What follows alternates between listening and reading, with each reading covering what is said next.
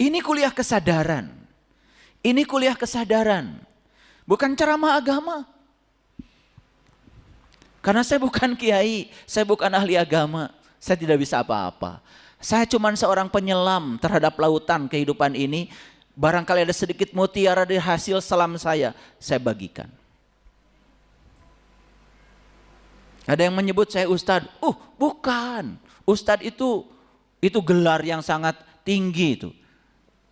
Ustadz itu kan guru, itu bahasa Arab.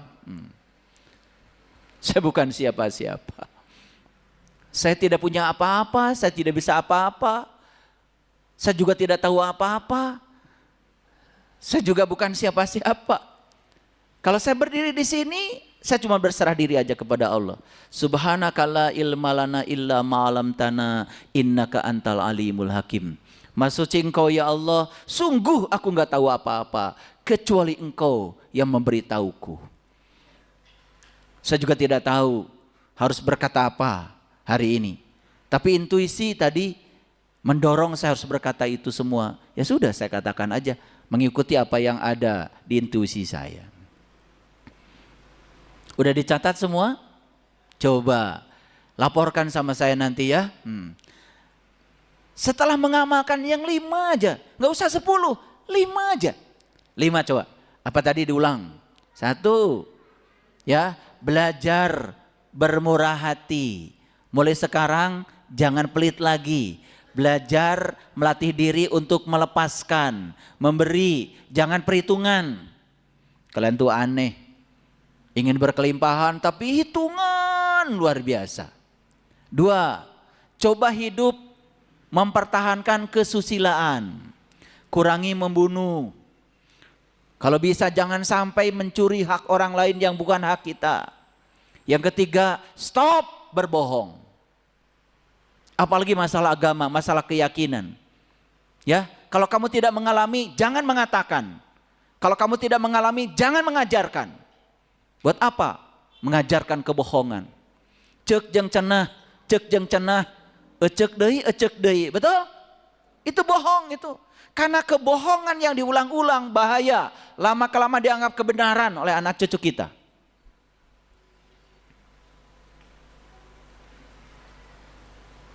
Ya, yang 4, stop melukai diri dengan menjatuhkan harga diri. Ngamurah mareh diri. Makanya saya pernah menyampaikan 5 yang harus kalian jaga. 1, harga diri. Yang 2, kesehatan. Yang 3, kalau punya mimpi, jaga mimpimu. Jangan dikorbankan untuk orang lain. Jadilah dirimu sendiri. Yang 4, jaga nilai-nilai hidup. Nilai itu di sini nih, hidup. Ya, semua yang dikatakan oleh Allah dalam diri kita gak ada suaranya, tetapi kita bisa mendengar suara itu dan jelas. Yang disampaikan oleh beliau adalah nilai-nilai. Dan yang 5, kebahagiaan diri. Bahagia itu di dalam, ibu bapak. Tidak usah mengkondisikan situasi di luar supaya menyenangkan kamu. Karena kita tidak punya kemampuan mengendalikan situasi di luar. Kita tidak bisa mengendalikan mulut orang, pikiran orang, sikap orang. Kita hanya bisa mengendalikan pikiran kita, rasa kita, dan sikap kita terhadap segala peristiwa. Dan ternyata yang membuat kita menderita bukan kenyataan hidup, tetapi reaksi kita terhadap kenyataan hidup. Itu yang membuat kita menderita. Ya. Yang 3, coba belajar hidup berkesadaran. Terserah namanya. Kalau alergi dengan istilah meditasi, sudah mindfulness, hidup sadar. Hadir di sini, saat ini, sekarang. Yang 4, apa tadi? Selalu ya menjunjung tinggi kerendahan hati dan rasa hormat. Yang 5, bakti sama orang tua, bakti sama guru-guru, bakti sama orang-orang yang menjadi marga lantaran kita menemukan kesadaran baru dalam hidup. Saksikan saya, 5 saja kalian lakukan. Waduh, luar biasa itu. Ya, saya tidak ngasih bacaan apa-apa, nggak usah. Nggak usah, baca ini sekian kali, malah habis waktu. Buat apa kita melakukan yang kita sendiri tidak pernah meningkat kesadarannya? Lakukan hal yang membuat kita naik kesadaran. Kan kadang-kadang kita percaya bahwa baca surat ini 10 kali, baca surat ini 10 kali, nanti utang lunas. Bohong itu. Ya? Betul. Ya. Kalau kamu baca surat Al-Kahfi, kamu akan utang lunas. Kalau ngerti isinya surat Al-Kahfi. Kalau cuma baca aja, Arabnya nggak akan lunas tuh, utang tambah banyak. Habis waktu baca itu. Tapi kalau diselami Al-Kahfi itu apa? Oh gua. Gua itu apa? Oh gua itu ternyata gue loh. Aku. Itu kan disuruh ngaji ke dalam. Baca coba. Di surat Al-Kahfi dikatakan, kamu akan melihat matahari terbit dari gua. Terbit dari gua. Matahari rohanimu sudah terbit. Caang baranang di dalam. Makanya bagaimana nggak berubah nasibmu.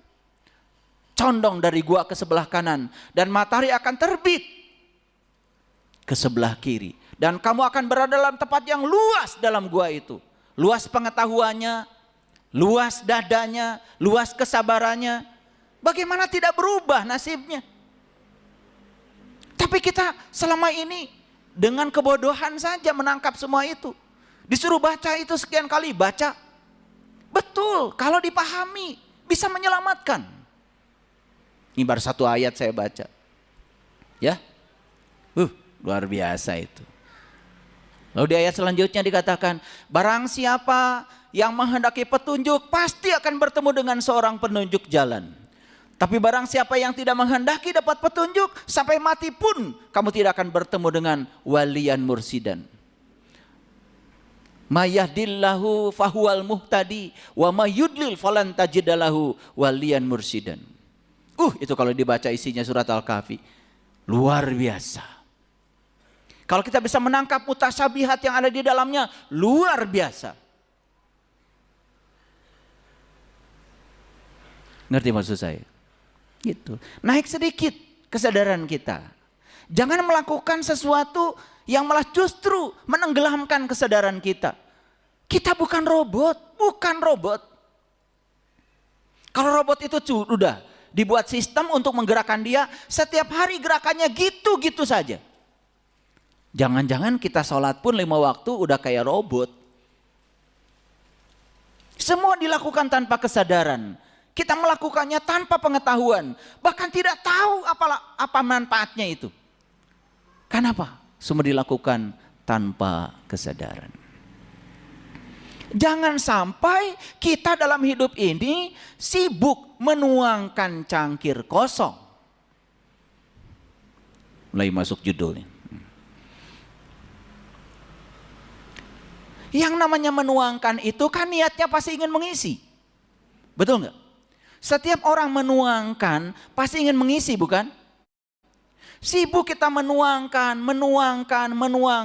Kita baru sadar kalau cangkir kita itu kosong. Lalu kita menyangka seakan-akan yang diisi sudah penuh. Ternyata semuanya kosong molongpong. Kita menyangka jiwa kita sudah isi. Padahal dituangkan kepada jiwa ini hanya cangkir kosong. Karena kita tidak tahu jiwa itu apa. Jiwa itu wujudnya seperti apa. Mulut jiwa seperti apa, mata jiwa seperti apa. Kadang-kadang kita mengklaim saja. Habis kajian seperti ini, pulang. Dari mana ibu? Habis santapan jiwa. Kan gitu, betul nggak? Iya. Kadang-kadang pengatur acara juga bilang, baru saja kita sudah selesai santapan jiwa, selesai dengerin ceramah maksudnya. Dan sekarang sudah disediakan konsumsi. Ya, silakan untuk santapan jasmani. Kayak udah lengkap aja. Bapak Ibu, ceramah-ceramah seperti yang saya lakukan ini adalah santapan pikiran. Dan pikiran bukan jiwa. Jiwa itu nur. Kalau nur, ya makanannya harus nur juga. Santapan jiwa bagaimana? Bagaimana jiwa kita bisa mendapatkan santapan kalau jiwa itu apa? Kita pun belum pernah mengenalnya. Apalagi makanan jiwa itu apa? Kita belum pernah mengenalnya. Makanya pantas ya kalau di Quran dikatakan ara'aital ladzi yukadzibu biddin fazalikal ladzi yad'ul yatim. Celakalah para pendusta agama, yaitu mereka yang mentelantarkan yatim. Oh enggak, saya setiap bulan saya santuni anak yatim. Tuh, pakai anak lagi. Di Quran enggak ada anak yatim. Yang ada tuh yatim, enggak pakai anak. Pendusta agama itu mereka yang mentelantarkan yatim. Yatim itu yang tidak pernah beribu dan tidak pernah berbapak. Bukan yang tidak punya ibu dan bapak. Kalau yatim itu yang tidak punya ibu dan bapak, siapa di dunia ini yang bukan yatim?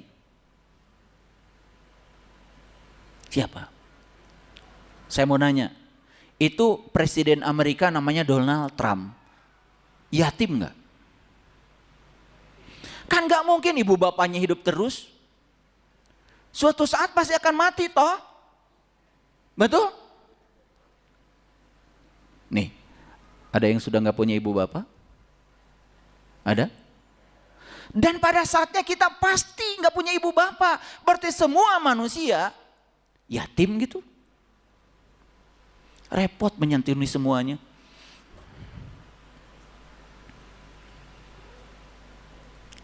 Yatim itu yang tidak beribu, tidak berbapak, yang tidak pernah dilahirkan. Yang tidak pernah dilahirkan itu cuma satu, jiwa. Karena jiwa itu tidak dilahirkan. Jiwa itu ditiupkan bersama ruh. Maka di Quran dikatakan, ketika aku sudah selesai menciptakan tubuhmu, aku tiupkan ruhku. Nah, saat peniupan ruhku itu, di situ jiwa melekat. Jadi, siapa pendusta agama? Mereka yang mentelantarkan jiwanya. Sholat cuma raganya saja. Cuma cangkir kosong. Gak ada isinya. Itu mentelantarkan jiwa. Makanya jangan-jangan kita itu sibuk ya menuangkan sesuatu. Ternyata yang dituangkan itu hanya cangkir kosong. Tapi kita merasa seakan-akan kita sudah mengisinya banyak. Lalu kita mulai tidak jujur. Ya. Karena kita merasa sudah melakukan banyak hal, merasa diri lebih baik daripada orang lain. Betul nggak? Mulai menyalahkan orang lain. Kebodohan. Kira-kira mengerti? Kira-kira judul ini mau kemana nih? Mengerti ya? Jangan-jangan kita setiap hari sibuk tapi hanya menuangkan cangkir kosong. Oke, kita mulai. Ini agak berat ya kajian hari ini, makanya tadi pemanasannya agak lama. Biar nyambung dulu dengan saya. Cangkir kosong itu tidak bisa mengisi ya, setuju? Harusnya kan cangkir kosong ini harusnya diisi. Saya cuma khawatir aja.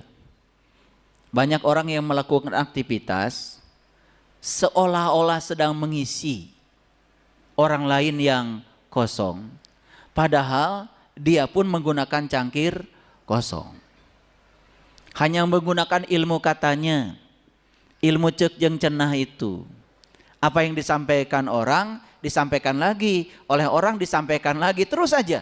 Ya, yang katanya dikatakan lagi. Jangan-jangan kita selama ini adalah korbannya. Korban dari penuangan cangkir kosong itu. Hanya janji-janji palsu. Hanya ilusi-ilusi yang dia sendiri sebenarnya tidak mengalaminya. Nanti kita buka ya ayatnya. Sebentar. Ini kita bicara dulu cangkir kosong. Setuju ya? Cangkir kosong tidak bisa mengisi. Setuju ya? Gitu. Harusnya kan cangkir kosong diisi kan? Nah ini repot ya. Cangkirnya kosong tapi inginnya mengisi terus. Yang kedua, cangkir kosong itu wadah tanpa isi, setuju kan? Betul nggak? Wadah tanpa isi. Mohon maaf ya. Sering nggak kita bicara sesuatu nggak ada isinya? Namanya apa itu? Cangkir kosong. Betul nggak? Iya. Sering nggak kita memikirkan sesuatu gak ada isinya? Sering? Iya. Contoh, memikirkan rasa takut. Padahal takut itu hanya fantasi pikiran saja. Karena kita sedang tidak di sini. Kita dibawa oleh pikiran ke masa depan. Karena tidak hadir di sini, menolak saat ini, berbohong terhadap saat ini, mengizinkan diri kita dibawa oleh pikiran ke masa depan untuk berfantasi. Akibatnya jadi takut. Padahal yang ditakutkan itu kan sebutnya hanya fantasi pikiran. Yang ditakutkan pikiran itu belum tentu kenyataan loh. Kalau mau pergi takut macet, kan belum tentu jalan macet. Itu hanya takut pikiran aja. Betul nggak? Nah, itu namanya cangkir kosong. Suka memikirkan sesuatu yang kosong-kosong itu. Tapi kalian menganggap itu seakan-akan sebenarnya. Jadi sibuk sendiri. Betul nggak? Oke. Kalian suka nggak? Mohon maaf tapi ini ya jujur ya. Membicarakan orang. Suka ya? Jujur, bagus ya, bagus. Nah kira-kira pasti yang dibicarakan bukan kebaikan ya. Jujur nih. Yang kalian bicarakan tentang orang, apakah itu kenyataan yang ada pada orang itu atau pendapatmu terhadap orang? Itu pendapatmu terhadap orang itu cangkir kosong. Kan itu sebetulnya hanya pendapatmu tentang orang. Rata-rata orang yang suka membicarakan orang lain itu karena mereka tidak kenal yang dibicarakan. Tapi sok kenal. Ini gini. Ada yang suka membicarakan artis gak? Oke. Kalian kenal gitu? Pernah ketemu? Tahu yang dilakukannya? Tapi kalau kalian sedang bicara kayak yang paling tahu aja. Menurut yang saya baca dari TikTok, menurut yang saya baca dari Facebook, menurut yang saya baca dari Instagram, itu jadi referensi. Padahal semua kan opini. Makanya kita juga kadang-kadang suka aneh. Ketika kita dibicarakan orang tidak siap. Padahal sederhana, yang dibicarakan orang tentang kita, itu opini pribadi dia. Bukan kenyataan yang ada pada diri kita. Kan yang tahu diri kita, kita sendiri. Tapi suka gak kita jadi layu dengan dibicarakan orang? Suka? Saya malas nanya sama kalian itu. Jadi ingin bahagia, tetapi hidupnya model kayak gitu. Betul nggak? Tidak punya pertahanan di sini. Aneh. Bahkan tidak mau jadi diri sendiri, selalu jadi orang lain. Aneh nggak? Aneh.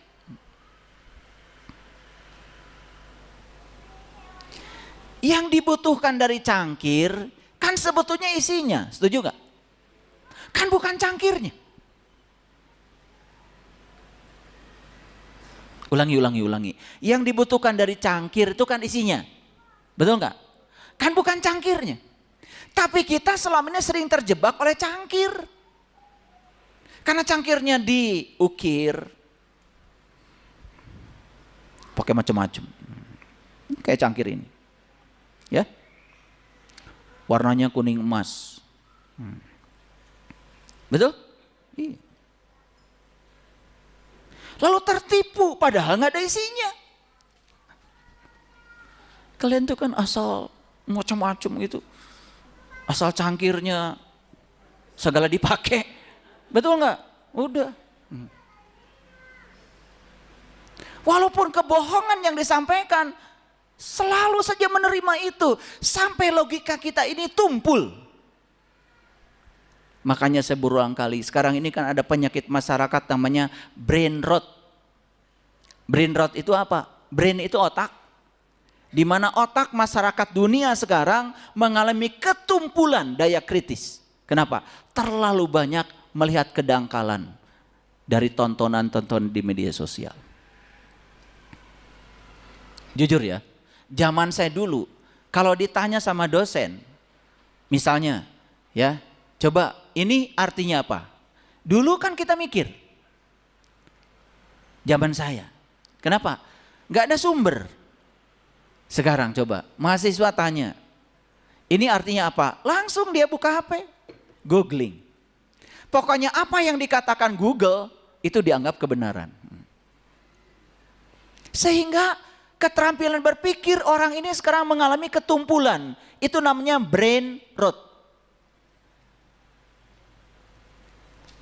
Segala-segala kalau nggak ngerti tanya Google. Kalau nggak tanya Google, kalian nggak percaya diri. Akibatnya apa? Nggak mikir. Ini karena nggak mikir, otak kita keterampilan berpikirnya tidak meningkat. Mengerikan sebetulnya, sangat mengerikan. Ya. Di mana orang kehilangan logika. Padahal logika itu adalah kerangka keras yang menjaga struktur. Kalau orang logikanya benar, pasti etikanya akan benar. Logika itu yang bisa menjaga etika. Ketika seseorang sudah tidak berlogika, apapun dogma, doktrin, bahkan yang diucapkan oleh pembohong sekalipun, karena cangkirnya bagus, walaupun kosong, bodong, molongpong, percaya. Sekalipun tidak bisa dibuktikan, percaya. Berulang kali saya sampaikan, ilmu itu harus memenuhi 3 syarat. 1, harus memenuhi syarat koherensi. Ilmu itu disebut benar kalau masuk akal. Ilmu itu disebut benar kalau rasional. Ilmu itu disebut benar kalau memenuhi kaidah-kaidah ilmiah. Karena apa? Alam semesta yang besar ini oleh orang Yunani disebut juga logos. Jadi alam semesta ini logos. Kenapa? Semua ciptaan Allah itu rasional. Dan semua ciptaan Allah memenuhi hukum alam. Yaitu sunatullah, hukum Allah itu sendiri. 1. Yang kedua, ilmu itu harus memenuhi asas korespondensi. Harus nyata dan bisa dibuktikan. Makanya kalau tidak nyata dan tidak bisa dibuktikan, hati-hati. Cangkir kosong. Contoh sederhana, betul nggak kata Quran, Allah itu lebih dekat kepada kita melampaui dekatnya urat nadi leher kita? Betul? Betul? Kan kata Allah, wa nahnu aqrab ilaihi min habil warid. Aku amat dekat kepadamu melampaui urat nadi lehermu, kata Quran. Jujur. Informasi atau pengalaman? Jujur dulu, jawab dulu ya. Itu informasi atau pengalaman?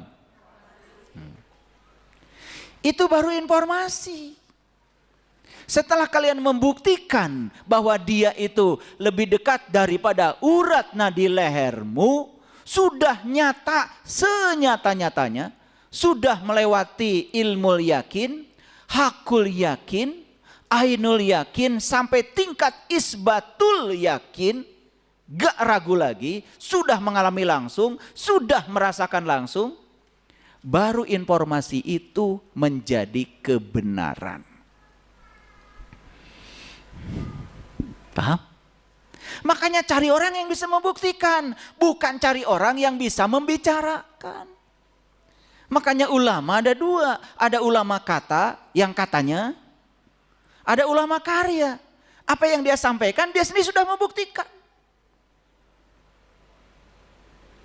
Nah kita tuh nggak bisa membedakan mana ulama kata, mana ulama karya. Apa saja yang dikatakan dianggap kebenaran. Nih saya kasih tahu, sekalipun itu dari kitab suci, kalau belum terbukti menjadi pengalaman pribadi, itu baru informasi. Tetapi yang namanya kitab suci jelas punya kekuatan yang berbeda dengan informasi yang bukan dari kitab suci. Tapi sekalipun dari kitab suci, tetap harus dibuktikan. Paham? Oke. Contoh sederhana lah. Di Quran kan dikatakan begini. Innal ladzina kafaru sawaun alaihim a andartahum am lam tumdirhum la yu'minun. Kata Allah di Quran, sesungguhnya orang-orang yang tertutup, kafir itu tertutup, sama saja bagi mereka diberi peringatan atau tidak diberi peringatan, kan tidak juga akan beriman. Ayo lihat saya semuanya. pakai kewarasan berpikir. Oh, jadi orang-orang yang tertutup tidak akan terbuka kalau cuma dikasih ceramah. Kan gitu maksud ayat itu. Jadi kalau begitu yang tertutup menjadi terbuka, kata Allah tidak cukup dikasih ceramah. Karena ceramah cuma informasi. Berarti untuk membuka yang tertutup menjadi terbuka harus ada action. Harus ada tindakan. Betul nggak? Gitu. Makanya cari orang yang bisa membantu kita melakukan tindakan itu sehingga mata kalbu kita yang tertutup berubah menjadi terbuka. Kan gitu harusnya. Bisa nangkap pesannya? Kan pesannya sedalam itu. Tapi oleh kita dipelintir. Satu, orang kafir adalah orang lain yang berbeda keyakinan dengan kita. Ah, sama aja dia mah, dikasih ceramah gak dikasih ceramah juga tidak akan beriman. Kan begitu. Lalu menjadi berburuk sangka pada orang lain. Padahal ayat Quran semuanya adalah untuk diri kita sendiri. Paham? Oke. Bapak Ibu mau buka pintu, ya sudah sampai di rumah. Pintu dalam keadaan tertutup. Ya, langsung aja ceramah. Wahai pintu, menurut ilmu yang saya pahami, katanya untuk membuat kamu supaya terbuka, kamu harus dibuka. Ceramah aja terus. Tapi enggak buka-buka. Itu pintu kebuka enggak? Gitu maksudnya. Itu maksud surat Al-Baqarah itu yang ayat yang ke-6 itu. Makanya kita ngaji sana, ngaji sini, dengar sana, dengar sini. Kan hasilnya tambah bingung. Betul nggak? Lalu yang terjadi hanya kesombongan, merasa seakan-akan saya sudah isi. Padahal yang isinya cangkir kosong. Kok saya udah beragama sekian puluh tahun ya, kok saya nggak sadar-sadar gitu. Tetap melakukan tindakan yang merugikan orang. Betul nggak? Tetap marah sama orang, tetap kesel sama orang, tetap jengkel sama orang. Gitu nggak ibu bapak? Gitu apa tidak? Tapi nggak mau jujur. Ah, udah lanjutkan. Cangkir itu dibutuhkan. Apa yang dibutuhkan dari cangkir? Isinya. Bukan cangkirnya. Setuju ya? Oke. Cangkir itu kulit, setuju ya? Oke. Cangkir itu bungkus, setuju ya? Jadi kalian kalau beli jus, Pak beli jus. Jus naon neng? Jus nanas Pak. Jangan pakai gula, jangan pakai es, jangan pakai cangkir. Jadi cangkir perlu nggak? Perlu ya, tetapi yang dibutuhkan dari cangkir itu adalah isinya. Sebetulnya cangkir ini yang dibutuhkan ruang kosongnya. Gak ada orang minum cangkir. Betul nggak? Semakin besar ruang kosong pada cangkir ini, semakin besar dia bisa menampung isi, semakin mahal cangkirnya. Betul apa tidak? Iya, kalian juga beli cincin yang dibutuhkan ruang kosongnya. Beli baju yang dibutuhkan ruang kosongnya. Nih lihat ya, kain ini nggak saya pakai. Yang saya pakai kan ruang kosongnya. Kebayang nggak beli baju nggak ada ruang kosongnya? Coba, kalian beli kalung yang dipakai apa tuh? Ruang kosongnya. Betul apa tidak? Kalian bangun rumah yang dipakai apa? Kosongnya. Nggak ada orang nempel di dinding. Betul nggak? Tuh, berterima kasih pada ruang kosong aja nggak bisa kalian itu. Padahal semua yang dipakai itu adalah ruang kosong. Ruang kosong itu tidak usah dibeli dan gratis. Tapi sadar nggak dengan ruang kosong? Sekarang saya nanya, kalian sekarang bernafas? Ngambil napas dari mana? Tuh. Dengan mengambil napas kalian hidup. Berarti ruang kosong itu ruang apa? Ruang kehidupan, buktinya kalian bisa hidup. Gitu aja ngaji nggak tulus-tulus dari dulu, betul nggak? Itu karena kita nggak sadar. Pikiran kita tuh membumbung kepada fantasi. Tentang masa depan. Ari ayeuna poho. Padahal hidup itu di sini, saat ini, sekarang.